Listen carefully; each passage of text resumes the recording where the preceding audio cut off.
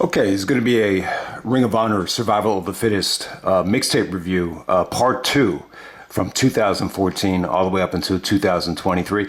You know, I was really impressed with Survival of the Fittest, that final battle. I thought it was cool that they brought it back. So yeah, wanted to, check out some of the Survival of the Fittest matches that I missed over the years. And we got off to a pretty good start. I think 2014 was really good. It's actually on YouTube. Initially, I did not watch it on YouTube, but I looked at the comment section. And, you know, when you look at the comment section, you see a lot of comments that say, this is classic ROH or this is old school ROH. You know, I wouldn't have said that at the time. I think I actually did pass on this show. Around 14 and 15, I was only buying like the bigger shows like Final Battle, Best in the World, you know, the shows like that. Survival of the Fittest was a tough sell because some years they were actually selling 2 DVDs, 3 DVDs, $60 plus the shipping. There's no way these shows were worth it in that climate. But with 2014, pretty damn good. This is Adam Cole's Survival of the Fittest. So Cole already won the championship at this point. I believe he turned heel and won it at Death Before Dishonor 2013, which was actually a tournament. So he had lost the belt by this point, but he was still a heel. So Cole actually goes over. He gets a lot of help from Taven and Bennett. So it's pretty fitting that we're reviewing this now because Cole just reunited with Taven and Bennett and Roderick Strong as he revealed himself to be the devil. They were really all over Tommaso this whole match. You know, I guess Cole and his stable were feuding with Tommaso. So Tommaso actually got eliminated because of Taven and Bennett. But for this match right here, you got Adam Cole taking on Hangman Adam Page, Hanson. Hanson actually from the Viking Raiders. It actually came down to Cole and Hanson in the finals here. You also have Matt Sydal. Sydal looked great. This looked like vintage Matt Sydal. It's not too long ago. It's only about 10 years ago, so he's still pretty good at this point. He's still really athletic. Roderick Strong is in the match as well. So Cole and Roderick reunite for this Survival of the Fittest match. I think Cole has really helped out Roderick Strong. I think the whole Adam thing, when you saw Adam Cole out there at World's End, you saw all those fans in the front row just screaming, Adam. So Strong really did find something with his catchphrase. I only think it works for Adam. I don't think it works when he does the Samoa or Renee thing. But there you go. You got Roderick Strong, the first guy to get eliminated here. You know, Strong really didn't need this victory. He already won Survival of the Fittest. He was already Ring of Honor champion. And then you got Tommaso Ciampa out there. But I mean, it was pretty good. You know, lots of good talent here. This actually, got time, but at the same time, it did not drag. Page actually gets eliminated by Sydal. Roderick is the first one to get eliminated. Matt Sydal actually eliminates Tommaso Ciampa after all the interference from the Kingdom. So then it actually comes down to Adam Cole and Hanson. And I thought the stuff between them was good. You got some nice back and forth between Cole and, the future Viking Raider there. Yeah, pretty good talent. Pretty good match. I would definitely say this is a quality Survival of the Fittest match. Is it the best? No. Is it the worst? Nowhere near the worst. So you got good talent here. And, it's a little bit overbooked with Cole and the Kingdom kind of dominating the match. But it was good. I think at the time Cole really needed to take that next step. I think him turning heel was kind of a nice way to kind of freshen him up, but he still needed something extra, to get into that zone that he got into when you go to Final Battle 2016. So definitely good stuff there. At this particular time, I believe Jay Briscoe is actually the Ring of Honor World Champion. So Cole would win this match and he would get a title shot at Jay Briscoe at Final Battle. But, great match right there. I don't think I did it justice. It was a little bit overbooked, but in terms of talent, this is probably one of the more talented Survival of the Fittest matchups of the Sinclair era. All right, next up we have Survival of the Fittest 2015. We got Michael Elgin taking on ACH, Christopher Daniels, Jay Briscoe. and Silas Young. So Silas gets eliminated by ACH, almost like right away. You almost forget that Silas Young was actually in this match. This is long as well. This is even longer than the other one. This goes about 45 minutes. The Cole one went about 40. And yeah, I mean, this is the main reason why I wanted to go into the second part of it. I heard 2015 was really good because of Elgin and because of Jay Briscoe. Christopher Daniels at the time was doing the the commander-in-chief gimmick, or the Marine, whatever he was, the lieutenant. He was coming out all dressed up like he was a sergeant. I can't remember the exact name of the gimmick. Yeah, but Daniels was definitely good here. He's kind of gearing up to, for a very emotional and a very, action-packed year. Eventually, he will win the Ring of Honor World Championship. About a year and some change later at the anniversary show. So he had a good showing here. ACH was great. ACH was just doing his thing out there. Really stole the show in terms of spots and athleticism in this particular match. But yeah, I mean, it came down to Elgin, Daniels, and Jay Briscoe. So even before you get to Elgin and Jay, Daniels is doing a lot of stuff. He's in the match a lot. He's playing a heel. He's kind of picking his spots. He's wrestling a very, very smart match. There's an incredible table bump featuring all three guys before Daniels gets eliminated. Then it comes down to Elgin and Jay Briscoe. The fans were pretty much into Jay Briscoe, man. They were into both guys. Elgin did get some boring chants. There was one guy just chanting, "Elgin's boring, Elgin's boring," and then there was another chant that was like, "No, he isn't." So Elgin actually defeats Jay Briscoe. Great back and forth between them. I mean, they just wrestled hard. Elgin kicking out of Jay Drillers, Jay kicking out of the Elgin Bomb. Ultimately, Elgin puts him away with Kibashi's finisher, the Burning Hammer. So I believe at this time, Elgin had a really good showing in the G1 Climax tournament in Japan. And, it's almost like he had he was reinvigorated by going over to Japan, and he kind of carried that momentum with him into the States. So yeah, Elgin and Jay had an awesome match right here. So, at the time, though, I think they kind of gave up on Elgin in terms of him winning the Ring of Honor World Championship. Just as came off to me like they wanted to knock it out of the park and, give people, a great match that was going to sell more than kind of build for Elgin winning the belt again. I don't Elgin probably got a title shot, down the road. I think at the time it was Jay Lethal who was champion. So maybe Elgin took on Lethal. I do not believe Elgin won the Ring of Honor World Championship again. So in a lot of ways, this Elgin-Jay Briscoe match right here, they kind of played off of some of the spots where Jay actually upset Elgin at All-Star Extravaganza 2014. You remember that was not the main event, and that was a surprise. It kind of felt like, to me, like Elgin wasn't drawing, and they were really disappointed with him, and they decided just to kind of abruptly take the belt off of Elgin, if you remember that. So they kind of played off of that. So this is kind of Elgin getting redemption and defeating Jay Briscoe in the finals of Survival of the Fittest. But great match, though. Great match. I was pleasantly surprised by it. I will say this. There were parts of the match where it definitely felt like Elgin had somewhat of a disconnect with a portion of the audience. So I can't quite say that this is an automatic home run. But yeah, I would definitely say this is easily, a top 5, well, possibly even a top 3 Survival of the Fittest match. So yeah, this is good. I think someone actually recommended this when Jay passed away, and everyone, I wanted to post a link to some of the best of the Briscoes matches. Down the road, we got to do a top 25 Jay Briscoe singles matches. This would definitely make that list. It's an awesome performance. So move on to 2016 here. All right, so Survival of the Fittest 2016. We got Bobby Fish taking on Dalton Castle. Damian Priest, a.k.a. Damian Martinez, a.k.a.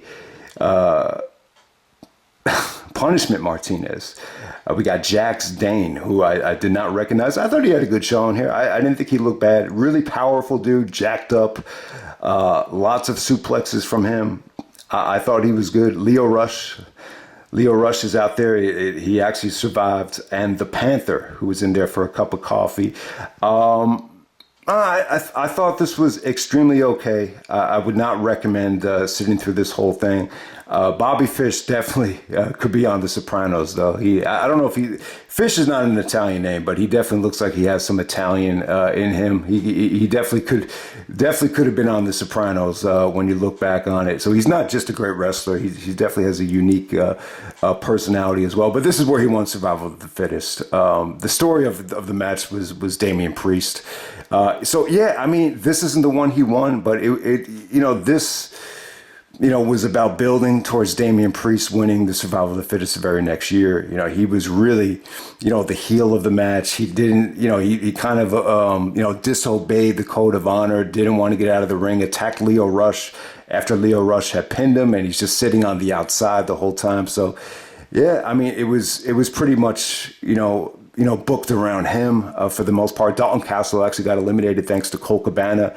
I guess Cabana was a heel at this time. So, yeah, this is not exactly the glory days of, Ring of Honor. I thought 2016 had its moments, especially with some of the shows, especially Final Battle. And, I think even later on, the Supercard of Honor double shot was amazing. But this was just not a great environment. So it came down to Bobby Fish and Lio Rush. I thought Rush put up a hell of a fight. He's basically just trying to, annihilate Fish with, forearms, and it just ended up being a slugfest. But at the same time, Fish was able to lock on the leg lock and make Lio Rush tap out. Lio Rush just kind of gave out thanks to the punishment from, Mr. Martinez right there. So, yeah, I mean, one of the weaker Survival of the Fittest matches. But I have to say 2017 was probably a little bit weaker. So moving on to 17 right here, we got Punishment Martinez winning the Survival of the Fittest against Flip Gordon, Jonathan Gresham, Matt Taven, Shane Taylor from Shane Taylor Enterprises, and then you got Silas Young. So this was actually a 3-night event. I mean, Jesus Christ, who the fuck would spend $60 plus the shipping on this tournament right here? This wasn't bad. I mean, it wasn't bad. It wasn't great. This is just not the type of thing that you want to spend money on. This is something that if you have nothing to do and you want to be able to see this live and you get the tickets for cheap or free, you'll have a good time. But it doesn't have any replay value in terms of watching it on DVD or, even in this mixtape right here. I would definitely say this is, the weakest Survival of the Fittest I've seen. It just had to do with talent. This wasn't a very talented showcase here. It was a nice building block for Punishment Martinez, no doubt about it. Even Shane Taylor, even for Jonathan Gresham, great exposure for him. I do remember, like, my friend Vincent, he actually sent me a text, and he's like, I saw this guy, Jonathan Gresham, wrestling in Ring of Honor. So, yeah, I mean, the television show definitely had some penetration in certain markets. They definitely did get some good exposure, but I don't know. This match I just wasn't feeling. Punishment Martinez, Damian Priest. At the time, I think, like I said, I think it was a great experience for him. I think it was a good building block. He's not an awful wrestler. He goes over Flip Gordon in the finals here. There really wasn't a great supporting cast. Some of the guys that really could have, carried this to a great match, like Gresham or Taven, were eliminated pretty early. I thought Silas was in the match for, a little bit way too long. And it came down to Punishment Martinez and Flip Gordon. Gordon had his moments. I mean, he flips a lot. He did some crazy stuff. Kenny King, tried to get behind him on commentary. But, Punishment Martinez, Damian Priest, He's not a bad wrestler. He's got a martial arts background. You saw him actually, experiment with some different moves with his kicks here. And ultimately, ironically, he actually wins this match with the curb stomp over Flip Gordon. So while I was watching this match, I was kind of daydreaming, like, how are they going to execute this Money in the Bank cash in? I just don't see how you can do it before WrestleMania. I think WrestleMania is going to be very competitive, with Punk and The Rock possibly going for the championship. So who knows? Maybe at WrestleMania you could do a Damian Priest cash in, or possibly after. I'm still not crazy about the guy, but. I almost just forgot that he was, in back-to-back Survival of the Fittest matches. And, not only did he win, but he played a huge part in both matches. So I totally forgot that this was the same guy as Damian Priest. I thought, maybe it was a different dude or whatever. But yeah, there you go. That's Punishment Martinez winning 2017. I would say this is, a 3-star survival of the fittest. Definitely the weakest one in terms of talent that I think I've seen. Gresham just wasn't, and even Taven, they just aren't at the level that they are now to kind of make this, anything special. It wasn't bad, but it wasn't anything great. Okay, moving on to Survival of the Fittest 2018. So this was a one-shot deal. I'm not sure if this was a pay-per-view or whatever the hell it was, but we're going all the way back to November 2018. So this is when Marty SCURLL wins the Ring of Honor Survival of the Fittest. So we got Marty taking out Christopher Daniels, Hangman Adam Page, PJ Black, Jonathan Gresham, and Guerrero Maya Jr. I thought this was pretty good. I would definitely say this is a step up from 2016 and 17 in terms of atmosphere, in terms of connection with the audience, just execution.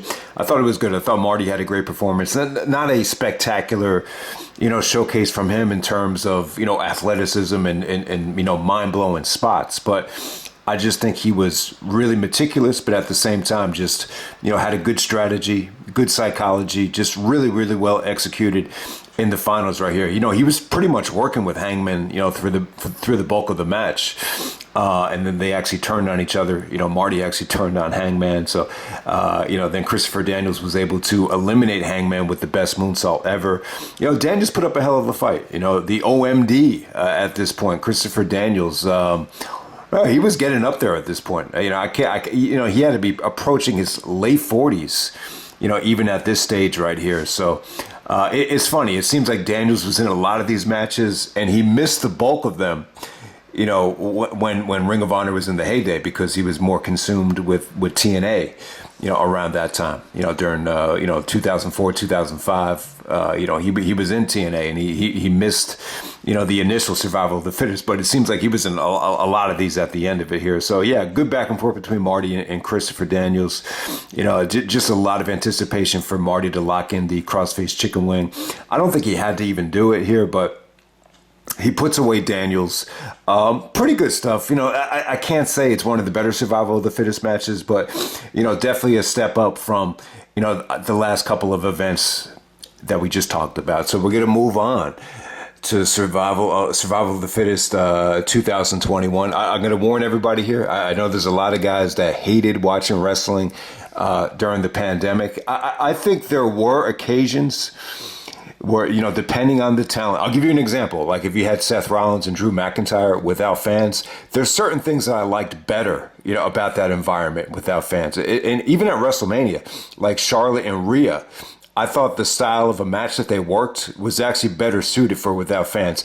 This situation right here, not so much. Kind of a mixed bag of talent. Probably this probably had the least amount of talent of any Survival of the Fittest match. So we got Bandido. Bandido actually goes over.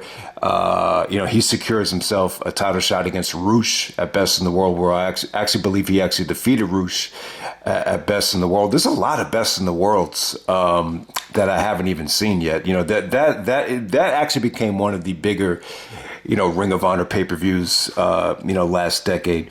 I think that's where Cody actually won the belt as well. But yeah, this was a big match for that. No fans here. It's funny because June 2021, I mean, the vaccines were everyone pretty much got their second shot by that point. But I guess Ring of Honor just playing it safe, didn't take any chances. It probably was more efficient for them, to not sell tickets and, run in big arenas. So you definitely understand this. You got Bandido taking on Bryan Johnson, Chris Dickinson, Flamita, Eli Isom, who actually lasted to the finals here. He was the last guy to get eliminated by Bandido. And then you got Retsky the Jetski, Rhett Titus. Titus put up a good fight here. You saw a good promo from Titus, talking about how important the match was because he needs to feed his family, not just about bringing honor or restoring honor. But you saw a good-hearted promo from Rhett Titus. I like Rhett Titus, but I've just never really was sold on him as a wrestler. I've always saw him more as a student than a wrestler. He definitely had his storyline moments with Delirious and Daisy Hayes, no doubt about it. But I mean, mixed bag of talent here. This Bryan Johnson dude, I don't remember him. He really carried the match in terms of, you know, just with his voice. You know, he did a lot of trash talking to kind of make up for no fans being there. Dickinson was good. Dickinson was awesome. He really brought some, you know, competitiveness and stability to the match. He's a very well decorated wrestler. New Japan, I think he even wrestled in Bloodsport from time to time. Flamita was, you know, eliminated quite early. But yeah, Bandido was good. You know, he hit his 21 plex to put away Dickinson. And then it came down to Bandido going up against Eli Isom. It was pretty good. I mean, Isom had his moments. There were some moments where he just looked kind of average. You know, a lot of this match just kind of felt like some of these guys are still kind of working at the kinks. You know, possibly a developmental type of feel throughout some of it. But you know, the submission. The submission at the end from Bandido, it was almost like a grounded abdominal stretch. It looked pretty painful. You saw some good selling there. And I got to say, Riccaboni and Caprice Coleman, they worked their asses off here. You know, some of the commentary sounded kind of forced. But yeah, this is kind of what I thought WrestleMania would be like. I really thought like a lot of the commentary for that pandemic WrestleMania was going to be, you know, just the announcers like really overselling like everything. Looking back on it, it really wasn't that noticeable. But here, it was really noticeable. It was almost kind of annoying here, but you get the point. You know, they tried to do their best just to kind of make this exciting and, you know, make it feel like a big moment. So Bandido wins Survival of the Fittest 2021. This was actually on television. It's the television taping, I believe, right before Best in the World. So you got to go to June 25th, 2001 to find this Survival of the Fittest. A little bit hard to find, though. It's a little bit confusing. You can't just look it up on Cage Match. You get a lot of different dates, you know, in June 2021. But it's actually the 25th of June when this officially aired. All right, we're going to go to Final Battle 2023. So I just talked about this in the Final Battle review. Final Battle was a great show.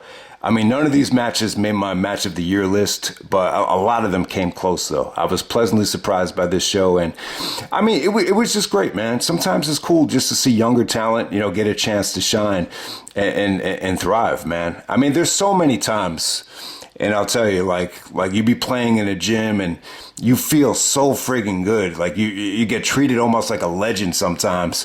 You know, it happens with a lot of different guys. But once you walk out of that gym, it's like back to reality. And that's what's great about Ring of Honor for some of these younger guys. I mean, I know a lot of it feels like NXT. It feels like the NXT or developmental of AEW, but it was a great experience for a lot of these guys, especially with Survival of the Fittest. I thought Survival of the Fittest stole the show. So Meltzer almost gave this 5 stars, believe it or not. I think I gave it like 4.25. But it was good, though. You had Kyle Fletcher winning, you know, Samoa Joe's vacant television championship. So I thought that was really cool. When you look back on it, you kind of knew that Joe was going to win the title if he was just going to vacate this ROH television championship.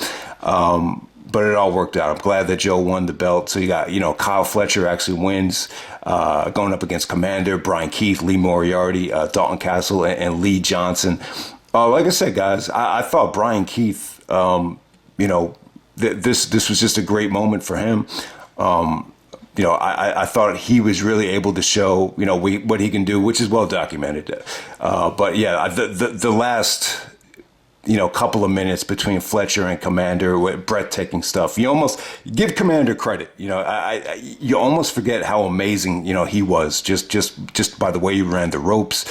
The Springboard Canadian Destroyer was an incredible spot. You know, you had Kyle Fletcher paying homage to El Generico with the Brainbuster. You forget that Kommander actually kicked out of that Brainbuster on the turnbuckle. You know, so that was crazy. But yeah, I think the right guy went over. I mean, you know, Brian Keith wasn't even supposed to be in this match. He had to qualify, but it was still a great experience for all of these guys. Dalton Castle was kind of like the veteran of the match. But yeah, I would definitely say this Survival of the Fittest, you know, besides the one from 2015 with Elgin and Jay Briscoe, I would say that this was the best one of the last decade. I really would. You know, at Final Battle, I thought it was a cool place to have it. But, you know, I think in the future, I think, you know, there's got to be a way to book Survival of the Fittest, make it feel like a big show, you know, have it be a big tournament, you know, in a big market. And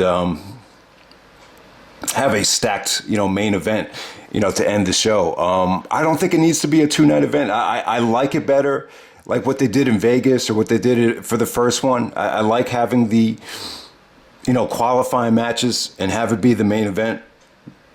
I think there's a way to do it to make it feel huge. I have no idea why the tournament never really, took off. It was definitely one of the bigger Ring of Honor shows of the year, but they never really presented it in that big time market where it just had a huge feel, especially after Gabe left the company. I just think the tournament was kind of doomed, but it definitely still had its moments. So you get the point, man. Survival of the fittest. I love the whole tournament. I love the not just the tournament, but for this particular match, the stipulation. I think it's a really, really cool concept. But hey, we'll see if Tony Khan and Ring of Honor can, bring it back in a a tournament type of fashion where it just feels like a King of Trios or Battle of Los Angeles, because it never really, even though Ring of Honor is a bigger company than Chikara or PWG, it never really reached the level of those tournaments. I'm not exactly sure why. I mean, if you do win Survival of the Fittest, you do get a title shot. Maybe you give it more of a Royal Rumble type of feel, where if you win Survival of the Fittest, you get the title shot at Final Battle, or the biggest show of the year. They never really kind of did that. It was always, all right, you're gonna get a title shot. Chris Hero wins Survival of the Fittest. He gets the title shot against Nigel at I guess it was Glory by Honor, but that's a pretty big show. But it almost felt like the title shot came at Breakout, the steel cage match in Dayton, which was kind of a throwaway show. So I think if the stipulation was you get a title shot on a grand stage like a WrestleMania or a Final Battle or a Starrcade, or a show at that level, I think that will bring more prestige to the tournament. But I'll end it right there. That's the Survival of the Fittest, the final part of the mixtape, and I'm out.